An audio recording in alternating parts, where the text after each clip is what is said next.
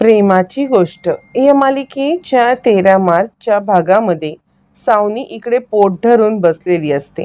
त्याच वेळेला तिला मेसेज येतो आणि सावनी विचार करते, ह्या हर्षवर्धनचं काय आहे, आता कशाला ह्याने मला मेसेज केलाय, काही गरज आहे का याला मेसेज करण्याची, असा विचार करत आता ती मेसेज बघते. तर त्या मेसेजमध्ये जो सईला आता इकडे देणार असतो मॉडेलिंगचं कॉन्ट्रॅक्ट, तो कॉन्ट्रॅक्टर आलेला असतो आणि तो थोड्याच वेळात पोहोचतोय. तू सईला घेऊन माझ्या घरी ये, असा आता सावनी मेसेज वाचते. आणि काय करू, माझं तर तब्येत नाहीये बरी. नाही नाही सावनी, पण तुला तुझ्या भविष्याचा विचार करायचा असेल तर तुला या सगळ्यामध्ये जावंच लागेल, असं म्हणत सावनी आता ताबडतोब जाण्यासाठी उठते.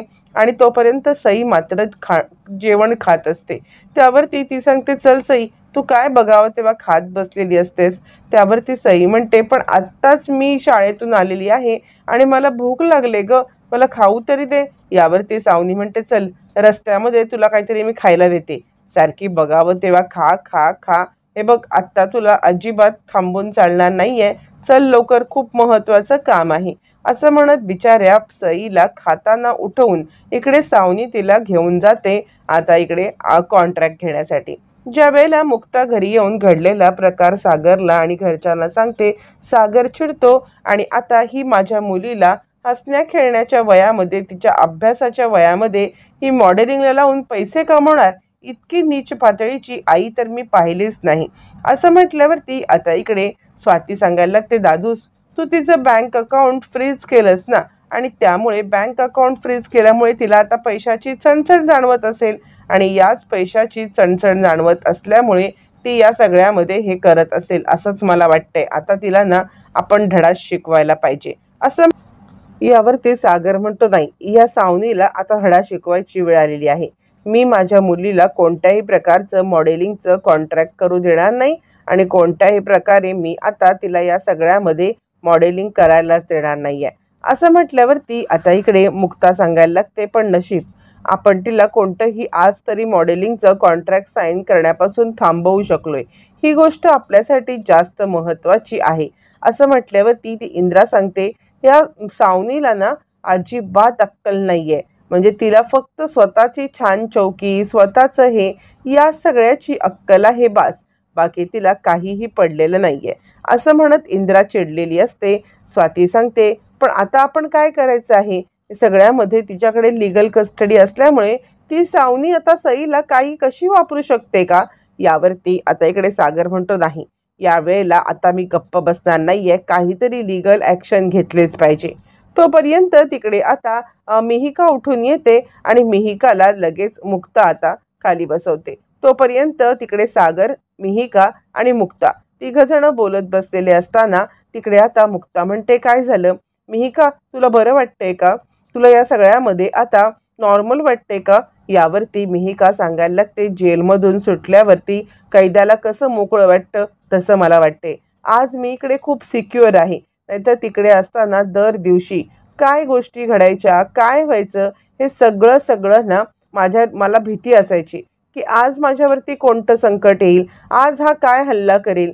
मी दबा धरून बसलेले असायचे की याने हल्ला केला तर आपलं संरक्षण कसं करायचं, पण आज मी पूर्णपणे इथे मोकळी आहे, असं म्हणत आता मिहिका बोलत असते. तोपर्यंत तिकडे आता रागारागात कोमल येते आणि काय चाललंय हिचं, म्हणजे ही हिच्या मर्जीने हर्षवर्धन सोबत लग्न करून गेली होती. मग जर हर्षवर्धन सोबत लग्न करून गेली होती तर जे काही घडतंय ते दोघांचा प्रश्न आहे ना, मग या सगळ्यामध्ये बाकी सगळ्यांनी इन्व्हॉल्व व्हायची काय गरज पडलेली आहे. आणि वहिनी, तू मिहिरला का सांगितलंस, मला घरी काहीच कामं नसतात, तू जर का मला सांगितलं असतंस ना तर मी सुद्धा या सगळ्यामध्ये आता येऊन हिला घरी घेऊन आले असते.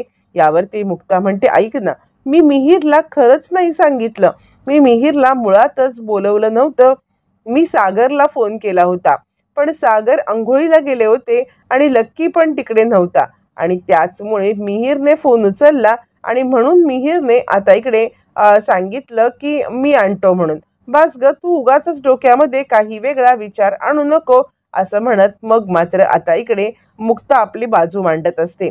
त्यावरती मग आता इकडे लगेचच कोमल म्हणते, बघितलंस, म्हणजे तू बोलवलं नाहीस तर ही तऱ्हा हा धावत पळत इकडे आला आणि बोलवलं असतंस तर तर मग काय बघायलाच नको आहे ना. अगं ही हिच्या मर्जीने हिच्या घरातून निघून गेली, ही हिच्या मर्जीने त्याच्यासोबत लग्न करण्यासाठी गेली आणि मग आत्ता त्यांना जे काय करायचं ते करू दे की. तुम्ही का सगळेजण इतकं याच्यामध्ये इन्व्हॉल्व्ह होताय आणि या सगळ्यामध्ये पडताय. त्यावरती सागर म्हणतो, कोमल तू जरा जास्त रिॲक्ट करतेस. यावरती कोमल म्हणते, नाही दादूस, मी जे बोलते ना ते बरोबर आहे. यावरती आता मिहीर सांगायला लागतो, कोमल तू शांत हो. यावरती मुक्ता सांगते, हे बघ अगं आपण बाकी सगळं म्हटलं ना तरी तिची आत्ताची परिस्थिती बघून घे. हे बघ बाळा, तुझं म्हणणं मला जरी पटत असलं तरी तिची परिस्थिती बघितलीस तर हर्षवर्धन तिला मारत होता, तिला टॉर्चर करत होता. ज्या परिस्थितीमध्ये आम्ही तिला आणलं ना त्या परिस्थितीमध्ये आमच्याकडे यापेक्षा दुसरा कोणताही पर्याय नव्हता की आम्ही तिला इकडे आणू नये यासाठी. त्यामुळे आम्हाला या सगळ्यामध्ये तिला इकडे आणणं भाग पडलं. तू तिची अवस्था पाहायला पाहिजे होतीस. मिहीर म्हणतो, तू कधीपासून कोमल माणुसकी सोडलेली आहेस. एक गोष्ट लक्षात ठेव, अगं हे सगळं माणुसकीच्या नात्याने केलेलं आहे, बाकी काही नाहीये. यावरती मग आता इकडे पुन्हा एकदा कोमल म्हणते, मला हे काही कळत नाहीये. हिच्या मर्जीने ही गेली होती, मग हर्षवर्धन आणि हिने या सगळ्यामध्ये काय करायचं हे ह्यांनी ठरवायचं. त्यावरती मग आता आत्तापर्यंत गप्प असलेली मिहिका बोलायला लागते आणि मिहिका सांगायला लागते, मी माझ्या मर्जीने मुळातच गेले नव्हते. आत्तापर्यंत जे सत्य मी कोणालाही सांगितलं नाही ना ते सत्य मला सगळ्यांना आत्ता सांगायचं आहे. काही झालं तरी सुद्धा तुमच्या सगळ्यांच्या समोर हे सत्य सांगते. तुम्हाला सगळ्यांना वाटत होतं की मी माझ्या मर्जीने हर्षवर्धन सोबत लग्न केलंय. नाही, तसं काहीच नाहीये. त्याने मला ब्लॅकमेल केलं होतं. त्याने ब्लॅकमेल करून मला आता तो व्हिडिओ व्हायरल करण्याची धमकी दिली. त्याने मला सांगितलं की हा व्हिडिओ व्हायरल करून मी तुम्हाला कोळी कुटुंबाला बदनाम करेन, मिहीरला त्रास देईन आणि त्याशिवाय मी गप्प बसणार नाही. आणि म्हणूनच या सगळ्यामध्ये मी आता हे केलेलं आहे आणि म्हणून मी तुमच्या सगळ्यांच्या तुम्हाला सगळ्यांना बदनामीपासून वाचवण्यासाठी हे सगळं केलेलं आहे. असं म्हटल्यावरती मग आता इकडे मुक्ता सांगते, पण बाळा तू एकटीने का हे सगळं सहन केलंस. तू हे सहन करण्याची काय गरज होती. आम्ही होतो ना सगळे तुझ्यासोबत. मग आम्ही सोबत असताना तू असं का बरं केलंस, आम्हाला सांगायचंच ना. त्यावरती मिहिका म्हणते, तो मला इतकं टॉर्चर करायचा, म्हणजे लग्न झाल्या सगळं ठीक होतं. त्याने इंटरव्ह्यू काय घेतले, सगळ्या गोष्टीमध्ये आता आम्ही कसे कम्पॅटेबल आहोत हे दाखवण्याचा प्रयत्न काय केला. पण त्यानंतर जसं मी त्याला माझ्यापासून लांब ठेवू लागले तसा तो बिथरला. म्हणजे लग्न नावाला झालं होतं, मी कधीही त्याला मला स्पर्श सुद्धा करू दिला नाही आणि मग तो अधिकाधिक चिडत गेला. मला या सगळ्यामध्ये टॉर्चर करण्यासाठी जे काही त्याला करता येईल ते सगळं तो आता करत होता. आणि त्यानंतर मग आमचं लग्न हे म्हणजे आता फक्त आणि फक्त नावापुरतं राहिलं होतं. सुरुवातीचे दिवस तरी तो शांत होता, काही करत नव्हता. पण त्यानंतर पेटून उठलेला हर्षवर्धन मला टॉर्चर करण्याची एक संधी सोडत नव्हता. मला दरवेळेला त्रास देणं, दरवेळेला मला आता टॉर्चर करणं हे त्याचं नेहमीचं चालू होतं. असं म्हणत मिहिका आत्तापर्यंत घडलेला सगळा प्रकार सांगते आणि सगळ्यांच्या अंगावरती काटा उभा राहतो. यावरती मुक्ता म्हणते, बाळा अगं असं का केलंस तू. तू या सगळ्यामध्ये आम्हाला का नाही सांगितलंस. तुझी बहीण होती ना, या बहिणीला विश्वासात घ्यायचं होतं आणि या बहिणीला विश्वासात घेऊन या सगळ्यामध्ये काहीतरी गोष्टी तू बोलली असतेस ना तरी सुद्धा आम्हाला समजलं असतं ग. यावरती मिहिका म्हणते, तुला माहिती आहे ना मावशी काय बोलते ते. एकतर आपलं मन आपण राखू शकतो आणि एकतर दुसऱ्यांचं सुख बघू शकतो. मी माझं मन मारून तुमच्या सगळ्यांचं सुख चॉईस केलं. यावरती इकडे मिहीर बोलतो, मिहिका पण हे तू सांगायला हवं होतंस ना. मला वाटलं तू तुझ्या मर्जीने मूव ऑन झालेस म्हणून मी. असं म्हटल्यावरती इकडे आता चिडलेली कोमल बोलते, म्हणून तू माझ्याशी लग्न केलंस ना. आता कोमलचा जो त्रागा असतो तो पण काही चुकीचा नसतो. तिचं लग्न झाल्यानंतर मिहीरने आपल्या नवऱ्याने असं वागणं हे तिला कदापि आवडणारं नसतं आणि मिहीरच्या जागी बरोबर प्रत्येक जण जागी बरोबर असतो. चुकीचं असते ती सिच्युएशन. आता या सगळ्यामध्ये मिहिकाला टॉर्चर होत असतं हे ऐकत असताना मध्येच कोमलचं हे वाक्य ऐकल्यावरती आता मिहीर तिच्याकडे पाहतो आणि आता मिहिका ताबडतोब आपल्या रूममध्ये निघून जाते. मिहिकाला खूप वाईट वाटत असतं आणि ती या सगळ्यामध्ये खूप उदास सुद्धा असते आणि मिहिका सांगायला लागते, ताई ताई मला ना आता हे सहनच होत नाही, आणि ती आपल्या रूममध्ये निघून जाते. ती ज्या वेळेला रूममध्ये निघून जाते त्यावेळेला मुक्ता तिच्या मागोमाग जाणार, तर तिला कोमल थांबवते. कोमल थांबवत तिला म्हणते, थांब मुक्ता वहिनी, तू अशा पद्धतीने जाऊ शकत नाहीयेस. तू मला सांग, तुझी बहीण पळून गेल्यामुळे तू मिहिरचं लग्न माझ्याशी लावून दिलंस, बरोबर ना? म्हणजे कसं आहे, तुझ्या बहिणीने मिहिरला सोडून गेली कोणत्याही कारणाने असेल, पण त्यानंतर तू आमचं लग्न लावून दिलंस. पण तुझ्या बहिणीमुळेच जर आमचं लग्नामध्ये काही प्रॉब्लेम आले तर त्याला कारणीभूत असशील तू. मिहिर, तू मुद्दामच म्हणजे असं बोललास ना की मीही का तुझ्या आयुष्यातून गेली असं तुला वाटलं, म्हणून तू माझ्यावरती हे करून लग्न केलंस ना? असं म्हटल्यावरती मिहिर तिला बोलण्याचा प्रयत्न करतो. कोमल, अगं ऐकून घे. यावरती मुक्ता म्हणते, कोमल, तुझी बाजू मला कळते, तुझी चिडचिड मला कळते, पण तू आमची सुद्धा बाजू समजून घे ना. तुला या सगळ्यामध्ये त्रास देण्याचा आमचा कोणताही हेतू नव्हता. तुला या सगळ्यामध्ये कोणत्याही प्रकारे आम्हाला हे करायचं नाहीये. हे बघ, मिहिरला यापुढे, यावरती कोमल म्हणते, मला काही ऐकायचंच नाहीये, पण वहिनी तू यापुढे माझी एक गोष्ट लक्षात ठेव. काहीही झालं ना तरी सुद्धा तू या सगळ्यामध्ये काळजी घेशील की तुझ्या बहिणीमुळे आमच्या संसारात प्रॉब्लेम नको. असं म्हणत कोमल ठामपणे आपलं मत सांगते आणि तिकडून निघून जाते. आता कोमलच्या या सगळ्या गोष्टींसाठी सपोर्ट असतो तो म्हणजे आता इंद्रा आणि स्वातीचा. इंद्रा आणि स्वाती या दोघींना सुद्धा आता कोमलचं म्हणणं पटलेलं असतं, आणि कोमल जे वागते किंवा कोमल जे काही बोलते त्यात कुठेतरी तथ्य आहे. कारण मिहिर आणि मिहिकाने लांब राहणं हेच आता योग्य आहे हे दोघींना वाटत असतं. त्यानंतर मग आता मुक्ता सुद्धा हादरते. काय परिस्थितीला तोंड द्यावं, कसं परिस्थितीला तोंड द्यावं हे काही कळत नसतं, आणि रागारागात कोमल निघून जाते. सागर तर बघतच बसतो, काय ही मुलगी आहे, म्हणजे हिला कशा पद्धतीने समजवावं मलाच कळत नाहीये, का ही अशी वागते. असं म्हटल्यावरती सागर सुद्धा स्वतः खूप अस्वस्थ होतो. इकडे आता मुक्ता म्हणायला लागते, काय करायचं सागर, कोणत्या कोणत्या सिच्युएशन आपल्या समोर येत आहेत आणि कोणत्या कोणत्या सिच्युएशनला आपण तोंड द्यायचं या गोष्टी मला खरंच कळत नाहीयेत. असं म्हटल्यावरती आता इकडे सगळेच जण अस्वस्थ असतात, आणि तोपर्यंत इकडे सावनी आलेली असते सईला घेऊन हर्षवर्धनकडे. हर्षवर्धनला पाहिल्यावरती ती सांगते, अरे बापरे, काय आहे हे सगळं, म्हणजे आत्तापर्यंत तू मला सोललेला बटाटा वाटत होतास, पण आत्ता तर बॉर्बिक्यू वाटायला लागलेला आहेस. हे बघ, ते कॉन्ट्रॅक्टर यायच्या आधी तू आता इथून जा बरं निघून, तू इकडून निघून जा, कारण ते कॉन्ट्रॅक्टर तुला आता पाहतील. आणि यावरती हर्ष म्हणतो, अच्छा, म्हणजे तू आता माझ्याच घरात मला लपायला सांगतेस. यावरती आता ती सांगायला लागते, नाही रे, तसं नाहीये, आमचं कॉन्ट्रॅक्ट पुरं होईपर्यंत तू आत बसलास तर बरं. असं म्हणत ती हर्षला आता आतमध्ये पाठवते. हर्ष आतमध्ये गेल्यावरती तो कॉन्ट्रॅक्टर येतो, आणि त्यानंतर जुजबी बोलणी होतात. कशा पद्धतीने हे होणार, मॉडेलिंग काय करणार, कसलं मॉडेलिंग करायचं, एका शॅम्पूच्या बॉटलचं मॉडेलिंग करायचं असतं, छोट्या मुलांचा शॅम्पू असतो. आणि त्याच वेळेला मग आता तो बेसिक गोष्टी सांगायला लागतो. हे बघा, कॉन्ट्रॅक्ट आपण ज्या वेळेला साईन करतो ना त्यावेळेला सध्या पहिल्यांदा मी तुम्हाला 2 लाखाचं कॉन्ट्रॅक्ट साईन करून देऊ शकतो, आणि हां, त्याच्यानंतर मग आता कसं वाढवायचं, काय वाढवायचं हे बघूया, पण सध्या 2 लाख रुपये मी तुम्हाला पर कॉन्ट्रॅक्ट देण्याचं हे ठरवतो, बाकी याच्या पुढचं मी काही सांगत नाही. सावनीला 2 लाख पण खूप मोठी अमाऊंट असते. सावनी सांगते, 2 लाख कधी पैसे द्याल? असं म्हटलं तिला कळतं की या सगळ्यामध्ये कधीही मला म्हणजे असं पटकन बोलायला नको पाहिजे होतं पैशाचं. ती म्हणते, नाही नाही, म्हणजे मी पैशाचं नाही, पेपरचं म्हणते, लिगल जे काही पेपर आहेत ना, आणि त्याचं मी बोलते आहे. आणि आता यावरती तो म्हणतो, हां, लीगल पेपर ना, ठीक आहे, मी लीगल पेपर बनवतो, आणि आता मी तुम्हाला हर्षवर्धन सरांना फोन करतो, आणि आता या सगळ्यामध्ये मी तुम्हाला कळवतो काय करायचं ते. असं म्हटल्यावरती मग आता इकडे तो माणूस सांगतो, ठीक आहे, मी लवकरात लवकर पेपर बनवून हर्षवर्धनकडे देतो. हर्षवर्धनला पेपर दिले की तुम्ही ते पेपर वाचा, ते पेपर आता पूर्णपणे नीट स्टडी करा आणि मला कळवा काय करायचं ते.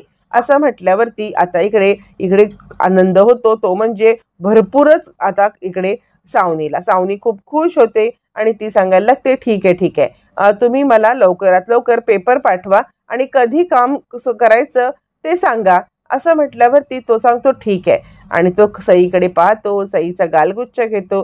त्याला मॉडेल म्हणून सई आवडलेली असते, शॅम्पूसाठी ती परफेक्ट मॉडेल असते. असं म्हटल्यावरती आता मात्र इकडे सई उदास असते, तिला हे सगळं काही करायचं नसतं आणि सावनी खुश असते, तिला पैशाशिवाय दुसरं कसलं मतलबच नसतो. असं हे दोघांचं बोलणं चालू असताना सई हे सगळं ऐकते आणि त्यानंतर मग आता तो माणूस सगळं कॉन्ट्रॅक्टचं बोलून निघून जातो.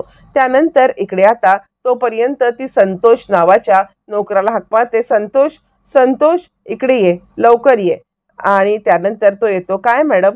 त्यावरती ती सांगते की हे बघ, एक काम कर, सईला घेऊन जा बाहेर, म्हणजे तिने ना काही खाल्लेलं नाहीये, तिला जे काही खायला हवे ते खायला दे आणि व्यवस्थितरित्या तिला कोणत्या कॅफेमध्ये पाहिजे, काय हवे, पिझ्झा बर्गर जे काय हवं असेल ते दे. आता सावनीची लॉटरी असते ना सई, मग तिला जपणं सावनीला गरजेचं असतं. आत्तापर्यंत सईला शाळेतनं आल्यावरती वेळेवरती खायला न देणारी सावनी 2 लाखाचं कॉन्ट्रॅक्ट साईन झाल्यावरती आपल्या मुलीला बाहेर पाठवत असते, ती पण नोकरासोबत. जा, हिला खायला देऊन ये, हिला काय हवं ते खायला दे, असं त्याला मोठेपणात सांगते. संतोष आता सईला घेऊन निघून जातो. तोपर्यंत आता इकडे सावनी सांगायला लागते Harshala, thank you so much Harsh, आज तू माझं इतकं मोठं काम केलंयस ना की काय सांगू तुला. तू या सगळ्यामध्ये ना एकदम महत्त्वाचं काम केलेलं आहेस. तू एक काम केलंस की 2 लाखाचं हे मिळवलंस. आता माझ्याकडे पैसाच पैसा. मला पैशासाठी कोणालाही भीक मागायची गरज नाही पडणार. यावरती हर्ष म्हणतो, ते सगळं ठीक आहे, तू कॉन्ट्रॅक्ट करशील इथपर्यंत पण ठीक आहे, पण मला सांग, हे सगळं मुक्ता आणि सागरला चालेल का? यावरती सावनी म्हणते, काय गरज पडली त्यांना विचारण्याची? हे बघ, सध्या सईची लीगल पॅरेंट मी आहे, त्यामुळे मी जे काही करेन ना तेच पूर्व दिशा आहे. त्यामुळे मला मुक्ताला किंवा सागरला विचारण्याची काही गरज नाहीये. यावरती आता इकडे हर्ष म्हणतो, तू म्हणतेस ना तितकी साधी सोपी गोष्ट होईल असं मला वाटत नाहीये. तुला वाटतंय, पण तरी सुद्धा ते 2 जण तुला इतक्या सहजासहजी हे सगळं करण्यासाठी देतील असं मला वाटत नाहीये, त्यामुळे जरा जपून राहा. यावरती सावनी सांगते, मला काही गरज नाहीये, लीगल पॅरेंटिंग माझ्याकडे आहे, माझ्याकडे डॉक्युमेंट्स आहेत, कोण मला अडवणार? मला कोणी नाही अडवू शकत. असं म्हणत सावनी आता खूप हुशारक्या मारत असते. पण इकडे मुक्ताला मात्र आता या सगळ्यामध्ये टेन्शन आलेलं असतं. मुक्ता अजूनही त्याच विचारात असते की आता तरी, आजचा दिवस तरी मी हे कॉन्ट्रॅक्ट थांबवलं, पण तिला माहीत नसतं ह्या बाईने ही गेल्यावरती कॉन्ट्रॅक्ट पुढे केलेलं असतं. आणि नेमका आता सागरला फोन येतो. सागरच्या सूत्रांकडून सागरला सगळी डिटेलमध्ये माहिती कळते आणि सागरच्या पायाखालची आता मात्र एक जमीनच हादरते. सागर एकदम गडबडतो आणि सागर आता लगेचच फोनवरती बोलतो, काय? यावरती मग आता मुक्ता म्हणते, काय झालं? त्यावरती सागर सांगायला लागतो, माहिती आहे का काय झालं? या सावनीने खूप मोठा झोल करून ठेवलाय. त्यावरती आता मुक्ता म्हणते, काय झालं? काय केलं सावनीने आता? त्यावरती सागर सांगायला लागतो, तुम्हाला माहिती आहे का, ही सावनी तिथे कॉन्ट्रॅक्ट पूर्ण केलं, म्हणजे आपण तिला या सगळ्यामध्ये किती अडवण्याचा प्रयत्न जरी केला ना तरी तिने कॉन्ट्रॅक्ट 2 लाखाचं साईन केलंय शॅम्पूच्या ॲडसाठी. तर शॅम्पूची ॲड माझी मुलगी करणार आहे, मी या सावनीला सोडणार नाहीये. यावरती मुक्ता म्हणते, पण मला तर वाटलं होतं की मी तिला अडवलेलं आहे, मग हे काय घडलं? यावरती सागर म्हणतो, ही सावनी काही पैशासाठी गप्प बसणाऱ्यातली बाई नाहीये. यावरती मुक्ता म्हणते, मग आता आपण काय करायचं आहे? यावरती सागर म्हणतो, मला तर काही कळतच नाहीये. त्यावरती मुक्ता म्हणते, माझ्याकडे एक उपाय आहे आणि ते म्हणजे आपण या सगळ्यामध्ये ना एक काम करू शकतो की आपण सावनीकडे जे पेपर आहेत ते तुम्ही फसवून तिने तुमची सही घेतली होती बघा, की आदित्यच्या बदल्यात सही, जर तेच पेपर आपण तिच्याकडून काढून घेतले, तर ते पेपर काढून घेतले, तिच्याकडे पुरावाच राहणार नाही की आपण सहीची कस्टडी तिच्याकडे दिले, मग लीगल पॅरेंटिंगचा प्रश्नच नाही. मुक्ता आता कामावरती गोदा म्हणून येते. त्यावेळेला ती आता कोमलला विचारते, काय झालं, पॉपकॉर्न मॅडम कुठे गेल्या? त्यावरती कोमल सांगायला लागते, काही मला माहीत नाही त्या कुठे गेल्या त्या, पण हर्षचा वगैरे काहीतरी फोन आला होता. मग आता इकडे लगेचच मुक्ताला समजतं की हर्ष हा याच्यामध्ये तिची मदत करतोय, म्हणजे हे साईन करण्यामध्ये मॉडेलिंगचं कॉन्ट्रॅक्ट. मग ती सागरला मेसेज करून लगेच फोन करून सांगते की हर्ष या सगळ्यामध्ये मॉडेलिंगमध्ये सामील आहे. आणि हे समजल्यावरती इकडे मिहिरला, तिकडे सागरला सगळ्यांना धक्का बसतो आणि आता पेपर ते कसे काढायचे आणि त्यानंतर सईचं पॅरेंटिंग आपल्याकडे कसं घ्यायचं यावरती मुक्ता आणि सागर हे दोघं आता खूप मोठा निर्णय घेत सईला परत आणले.